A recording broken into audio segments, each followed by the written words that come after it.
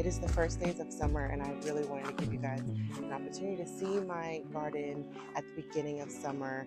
We have moved through the spring, and now everything is really at its spring peak. As we move into the early part of summer, there's a lot of things that are definitely going to have to be replaced, cut back, and removed to really encourage either a second flush of blooms here in my garden or the beginning of new crops to grow in the fall. So I want to kind of just talk you guys through everything that's happening in my garden. We will start with the upper deck of my balcony and talk through the citrus trees and the orchard, what I call my balcony orchard, which is my apple trees, how everything is doing with this drought and this heat here in Zone 8A in Charlotte, North Carolina. And then I'll show you around my kitchen garden.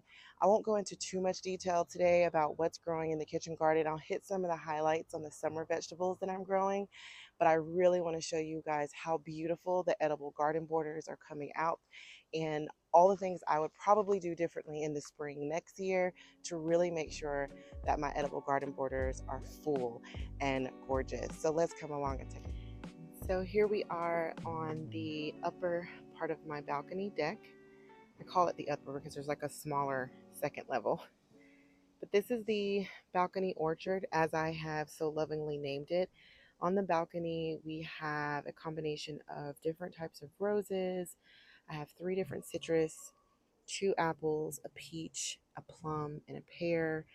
And I just love it up here. It is one of my family's favorite places to hang out, especially either in the early morning or in the later part of the afternoon. A lot of people have asked, like, why did you decide to plant your fruit trees in pots? And it's because I do have a lot of deer pressure down in my garden. I have all kinds of little animals. And so I wanted to give my fruit bearing trees the best possible chance for me to enjoy them. So I put them up here on the deck, and this is truly an experiment in seeing. In the summertime, I get full sun on this deck from morning until afternoon. This is the west facing side. And so I'll show you a little bit about how things are progressing with afternoon sun. So here are my 3 citrus, and we'll start with the one that's not doing well. This is a Kishu mandarin. This is actually a replacement, and I am now figuring out that this one does not like it here. It is too much sun. Despite it being a tropical fruit, it is just not doing well here. So I've got to find another variety. If you guys know of a variety of mandarin that does well in the summer heat, in this mild climate we have here in Zone 8A, we don't have really cold winters, but it can get to below freezing a couple of nights, especially in January. But the first one didn't do well. It didn't like some of the frost snaps that we had early in January, so I replaced it, and it clearly does not like this dry, hot spring that we had, and it just did not do well. So I'm looking for a replacement orange citrus type fruit tree. So let me know which one you guys think would work well in my zone. This one is the grapefruit. It is doing relatively okay considering it is pushing out new shoots, but on this afternoon sun side, you can see it is being scorched by the sun. So I am going to be moving that to find another place. I'm thinking that in general, all of my citrus trees may need to go down to my courtyard as I get really good morning sun there, but it is shaded by the actual balcony in the afternoon. So I think that my citrus will do well in that spot. The Mare Lemon, his bush is doing okay.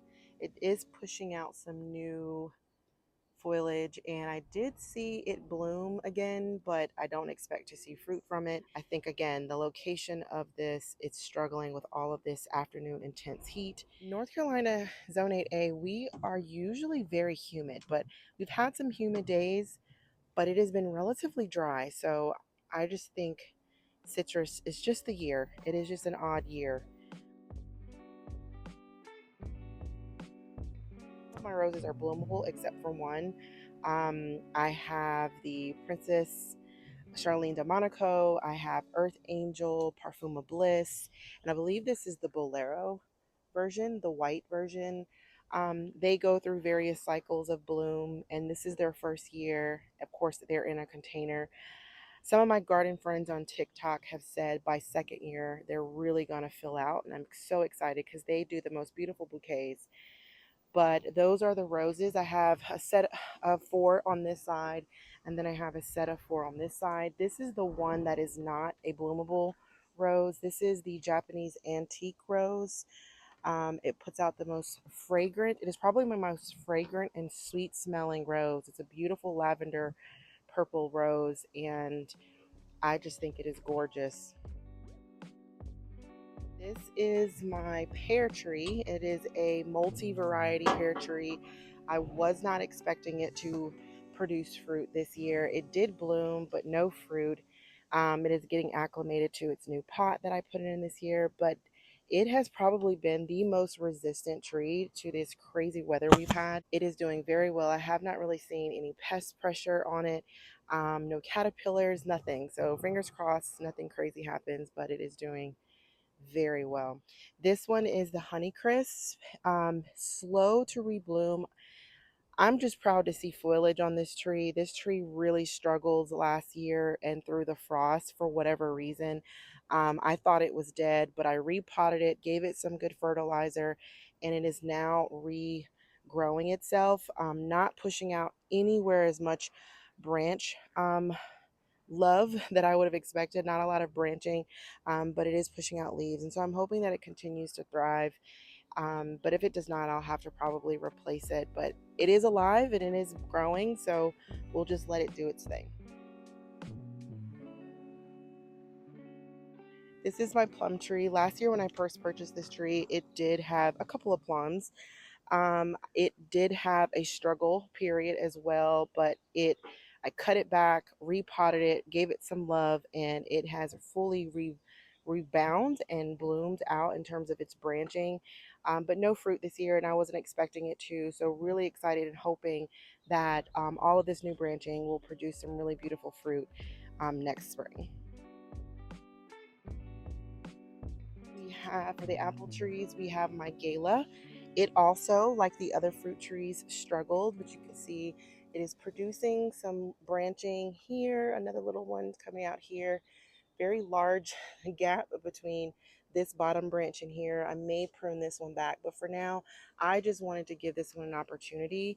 I do have a little bit of copper rot spotting on here that I've been treating. I've been clipping away the leaves that have it and spraying it with a copper fungicide just to make sure that this does not get diseased or pass it on to my roses or anything else. But overall, I'm very pleased with the growth on this Gala apple tree.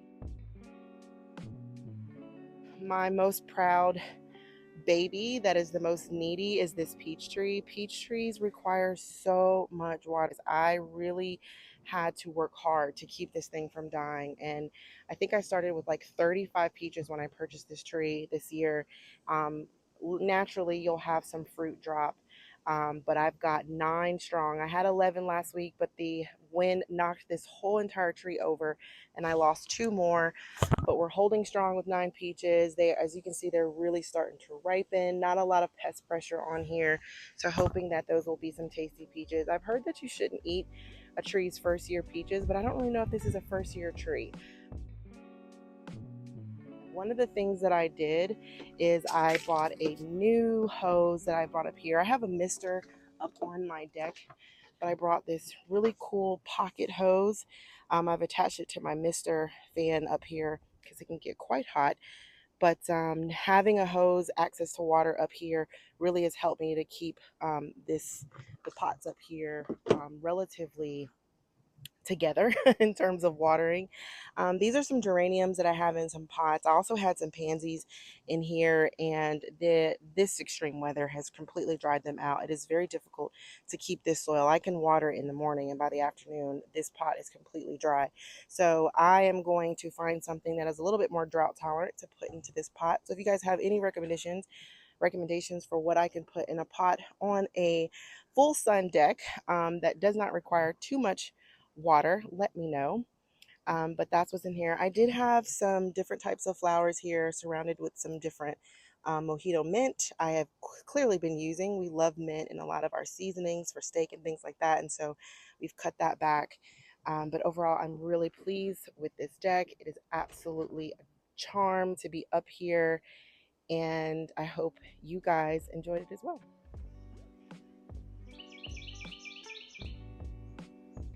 So this is the berry patch pathway that I started this year. It is still a work in progress. I am still thinking about what I want to fill in the actual pathway. For now, this little muddy sandy combination of mulch is where we're at, and it's functional, guys. It works while you're still in ideation, and there's absolutely nothing wrong with gardens being a work in progress. It sort of comes with the nature of things. I've planted this area up with a couple of different of my favorites. I have some hellebores that really are a beautiful evergreen throughout the summer. I have some artemisia that are in here. Some are doing better than others because they get more sun. I've got some cat's mint nepeta that is ready to be pruned, but that sweet wispy look of the purple just makes me smile. I've also planted in here some rosemary to bring some herbs into this pathway, which is something that I really, really love. You guys, so the first berry that I planted in the berry patch pathway is this blackberry. It really hasn't done much. I was told in the comments that it is very invasive, and so I do plan to dig it up and pot it up. But I'm going to wait until the fall to do that. I don't want to disturb it right now and cause any shock to the plant.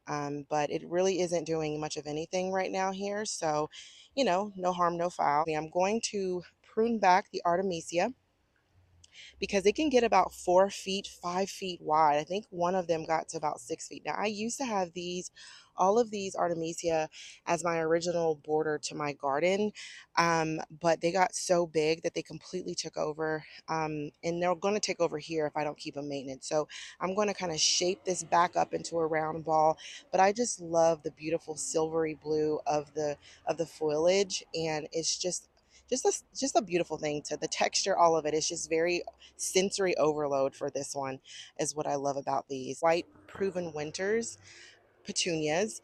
They were full bloom, very lush a few weeks, like a week ago, and before I could shoot this video.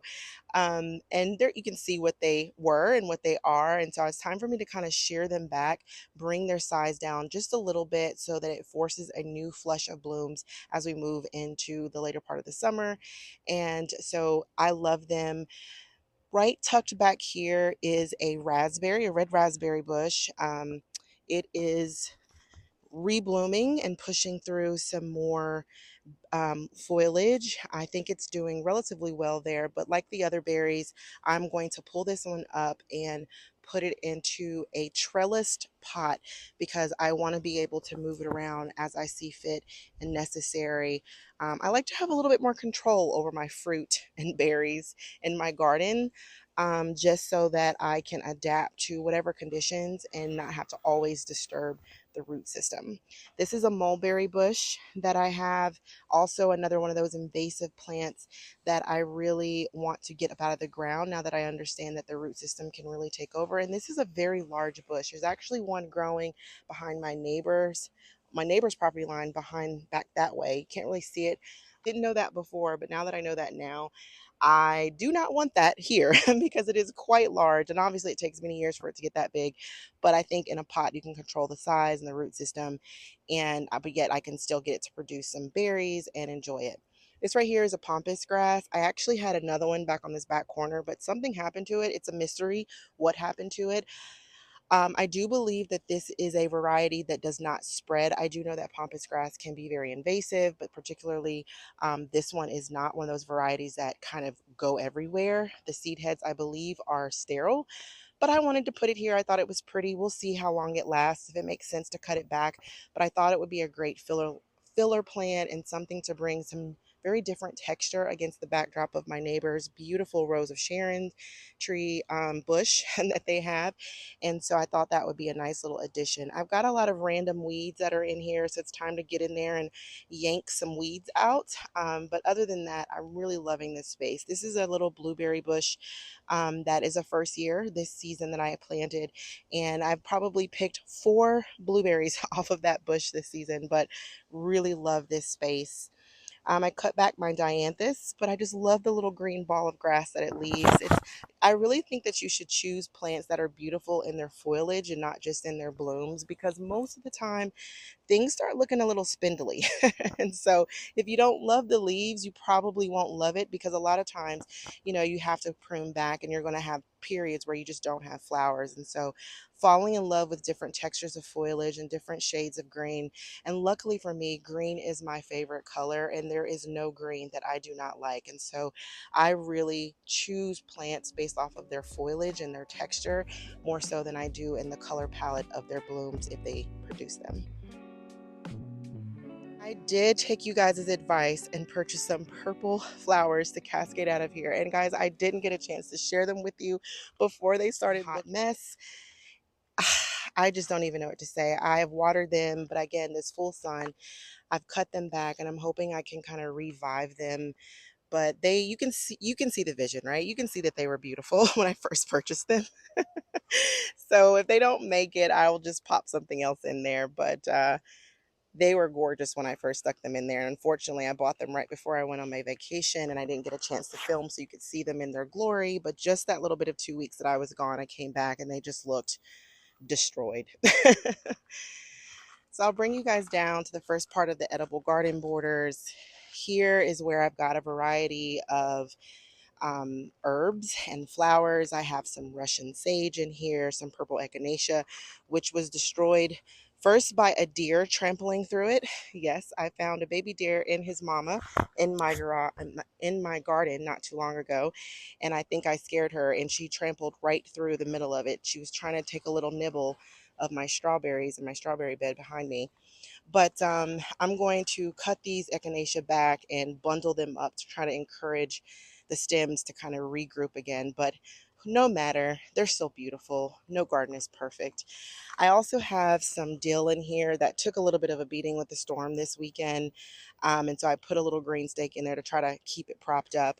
But as you can see, you'll probably notice a lot of pollinator.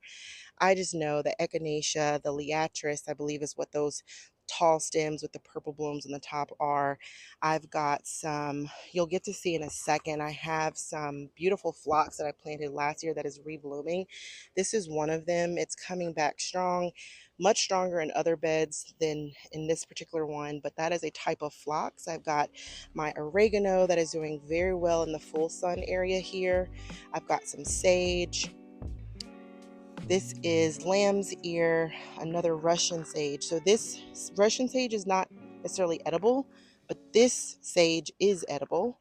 So I've got a little bit of a mix. I had to hide. I've got some dahlia tubers that are down there that were struggling. In other areas I'll show you, they are doing well, but believe the deer or the bunnies or the chipmunks, someone loved the dahlias as they were growing. So I put one of my cages on it so it can give it a chance, and thank goodness it worked. It's starting to bloom. They were almost nubs before. I'll show you a better example of my Indian summer hollyhocks, but this is one of them. I'm so particularly proud of the Indian summer hollyhocks because I grew them from seed, and that is the first flower that I have successfully grown from seed starting in late winter and successfully transplanted in spring, and it is now bearing flowers. Here is that Indian summer hollyhock. You can see just beautiful, the beautiful flowers. It's interesting how this one, the foliage is a little bit smaller. I think I had 2 different varieties of the same type of hollyhock. One is producing much smaller foliage, and some of them have bigger blooms, but that is what is there. Here is that phlox I showed you where it has completely bloomed out. Again, I planted last year. It did not do well. It kind of died back. I thought it was not going to come back, but the magic of plants, they came back. I also have some pansies here that I think the heat has really given them a beating. So I'm going to give those a nice little cut back. And hopefully, as we go back into the cooler months, those pansies will rebloom. That is some of the oregano that you saw on the other side. It has not put on as much height as the other one, but it's doing very well. Two rosemary bushes here that will probably by next year get to about the size of my old two that I have over here that are about probably 3.5 feet wide. I also have a pink mullygrass in every single one, and this one is doing very well. It's amazing how plants just kind of, depending on their environment, the soil conditions in every bed, they may be growing, more sun, more light, but it just kind of shows you all the conditions and factors that go into growing plants and how things will perform. And so this has just been a great experiment for me to see what grows.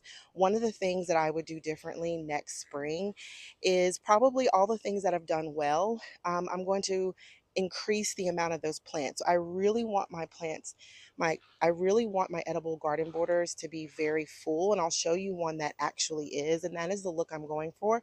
So you see a little bit of patching here and there. And again, that's just because this is year 2 of this garden and I'm learning what works in my zone, what works in my soil, what requires the most work from me and not. I really want, oh look, we have a little chipmunk friend that came to join us. He's probably who was eating my dahlias. But yeah, so we have in this zone. So in this zone, you really got to learn in any zone what works for you, and that's really what this experience has been. I wanted a beautiful color palette. I wanted the cottage garden design look, but a little bit more organized in terms of repetitive planting. I didn't want it to be too chaotic because I like the peace that repetition brings. And so now that I know what works in my garden, what makes me smile the most, what keeps me from having to work too hard, I do want to increase the number of plantings. I think ideally for me, having 3 of everything in the garden is something that I definitely want to continue to do this year. And so that is why I will go through this summer and make a mental note, probably a physical note in my iPhone, which plants I really love so that I make sure that I add more of those to the beds, add more of those plants to the bed so that I can really fill them out for next spring. So this is a bed. So most of my edible garden borders are 4 by 12 foot, 4 foot wide, 12 foot long. This is the only bed that is actually 4 foot wide and 8 foot long. And that's because I needed to have an entrance. So it cut off the size, but you can see it is full. It is full of life, full of color, full of growth, probably to the point where it's kind of overcrowded. And so I think my hollyhock has completely taken over. I put 2 of them in here. The echinacea is peeping through. So I really got to come in here. There is a pink mullygrass in here, but it is probably being crowded out from the sun and it needs sun. So I'm probably going to spend some time here in the next week kind of pruning all of this back.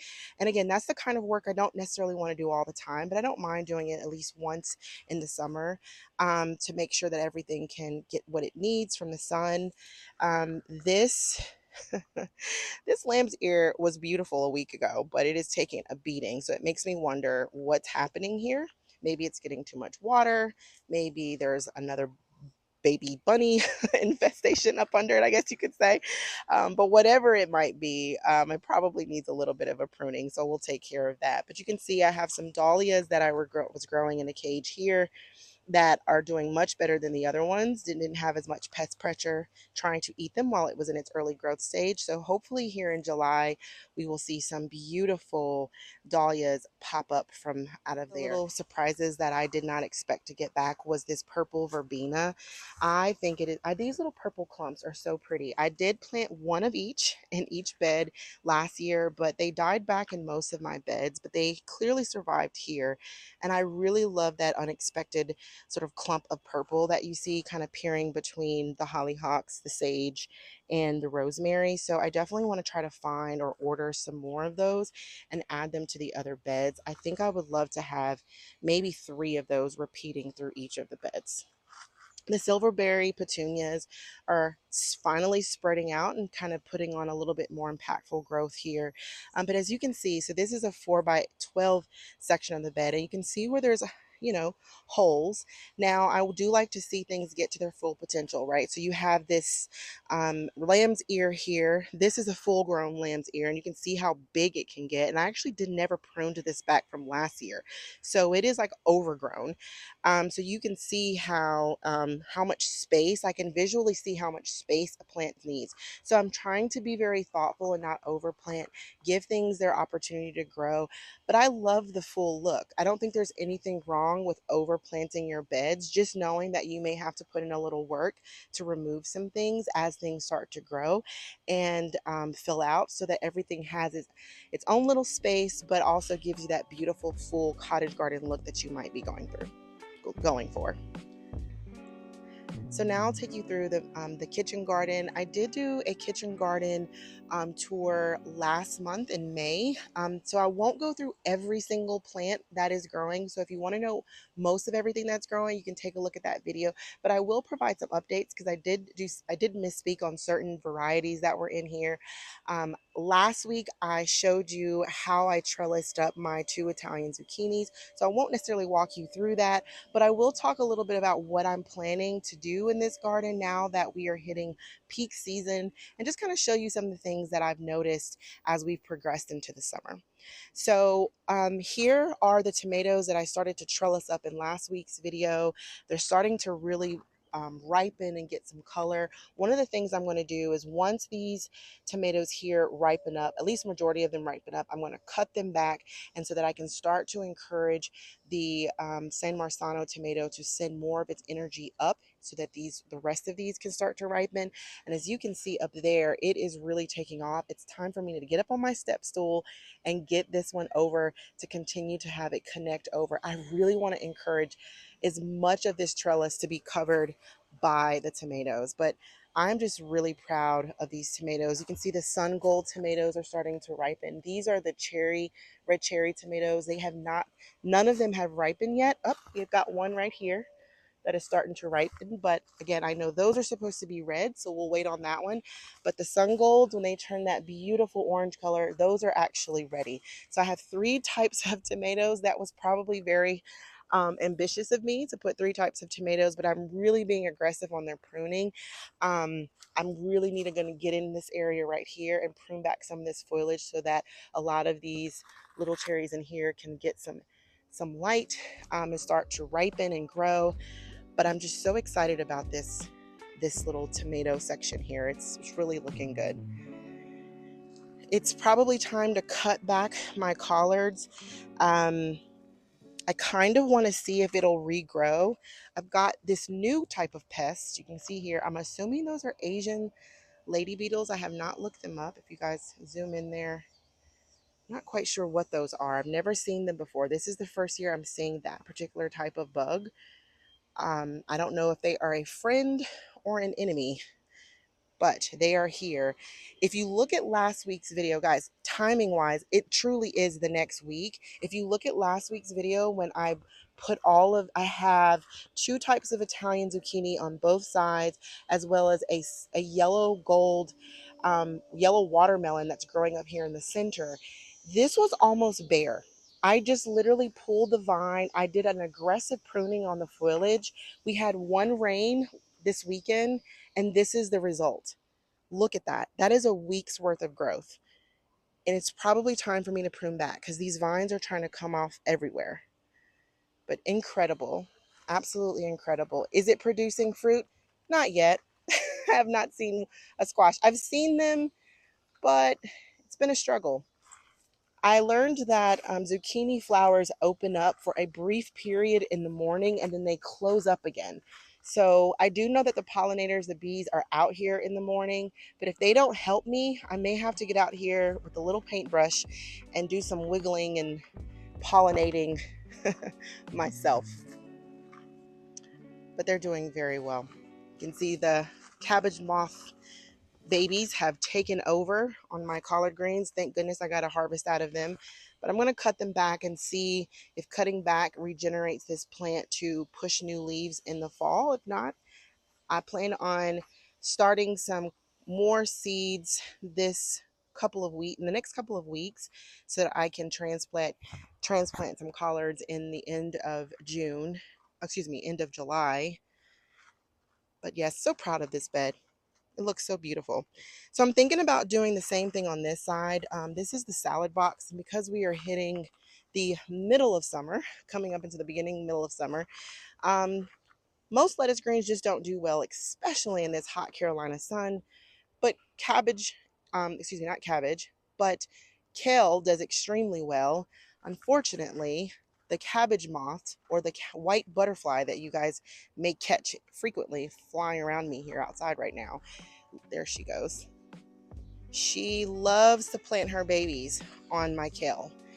And so because of that, her and her babies have taken over my kale here in the couple weeks that I was gone. And so I really need to cut it back and encourage new life to grow. And I'm also thinking about bringing in some trellises and starting to grow some pole beans. So there's bush beans and pole beans. Pole beans can vine up a trellis.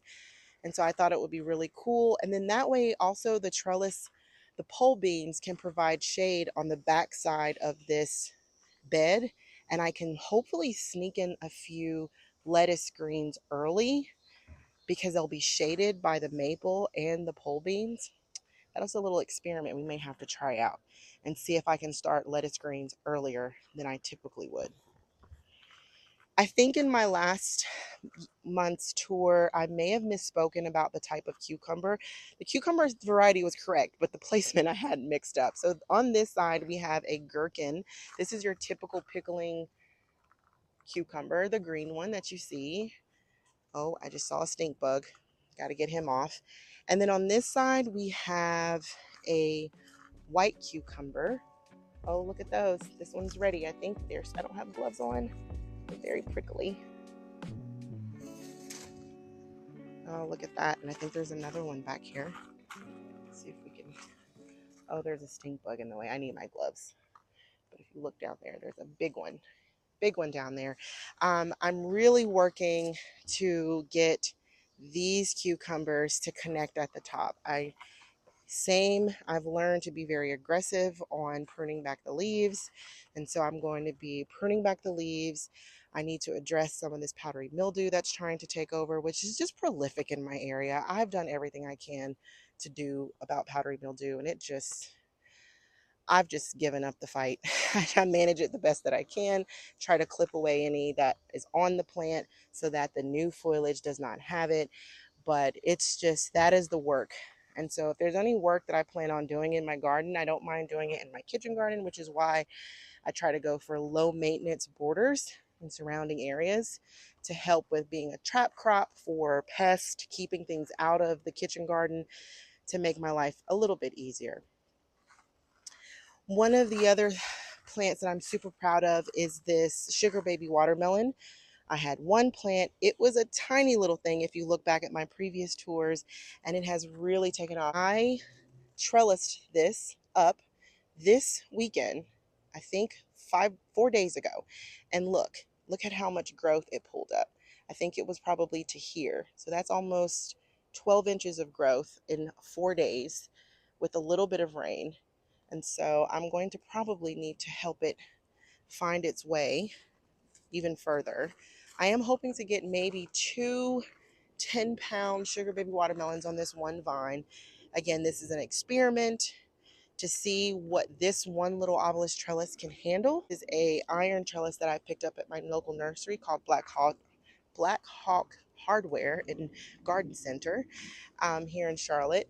And this is a very sturdy trellis, but I don't know how much it can handle because who knows how much vine this particular watermelon is going to put out. But I have already made up my mind that those wooden trellises belong in every one of my beds for summer crops. And so I will definitely be picking up more of those for next year. All of this beautiful kale is being overrun and has become a pest magnet. And so I am going to, at some point, cut it back. You do not have to completely pull kale, but you can cut it back. The new sweet leaves that it produces are just very good for baby kale salads, as well as smoothies and juices. So I'll be doing that as well. But overall, I'm just so pleased with the garden. One on this bed, my favorite crop are all of my different varieties of peppers. I've got two sweet pepper varieties, a Cajun spicy bell pepper mix, as well as your typical green, red, yellow pepper for cooking. That is just really good. My family and I are into nachos right now, which is not something I typically eat, but we popped a couple of those Cajun. I pulled them out and I chopped them up and I put them on my nachos, and it was so yummy. But yeah, this is my peppers. I've also heard that you can kind of trim the bottom leaves and it makes it have like a tree effect. So I definitely want to try that as well. That is on my to-do list to see how I like that. But overall, very happy. I'm running from the wasps. I don't want to get in their way. So I hope you guys enjoyed this June 1st of the summer garden tour with me. As always, thank you for joining me in the soft seasons. I'm glad you found your way into the garden.